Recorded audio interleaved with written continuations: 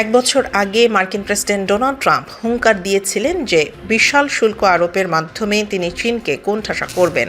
কিন্তু চলতি সপ্তাহে বেইজিং সফরে যাওয়ার আগে সেই পরিস্থিতি অনেকটাই পাল্টে গেছে।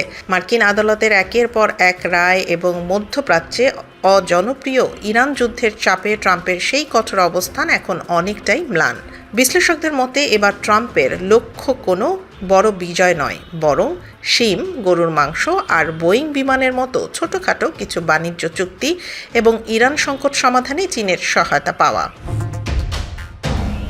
14-15 মে বেইজিংয়ের great hall of the people she জিনপিংয়ের সাথে বৈঠকে বসছেন ট্রাম্প। হংকং বিশ্ববিদ্যালয়ের অধ্যাপক আলেকজান্দ্রো রেইসের মতে বর্তমান পরিস্থিতিতে ট্রাম্পের চীনকে যতটা প্রয়োজন, চীনের তাকে ততটা প্রয়োজন নেই। নভেম্বরের মধ্যবর্তী নির্বাচনের আগে ট্রাম্পের এখন একটি বৈদেশিক নীতিতে বড় জয় দরকার, যা দিয়ে তিনি প্রমাণ করতে পারেন যে তিনি কেবল বিশৃঙ্খলা সৃষ্টি নয়, বরং বিশ্বজুড়ে স্থিতিশীলতা ফেরাতেও সক্ষম। অন্যদিকে ইরান যুদ্ধের কারণে ট্রাম্পের জনপ্রিয়তা 60% নিচে নেমে গেছে, যা তাকে তেহরানের সাথে আলোচনার জন্য বেইজিংয়ের দ্বারস্থ হতে বাধ্য করছে।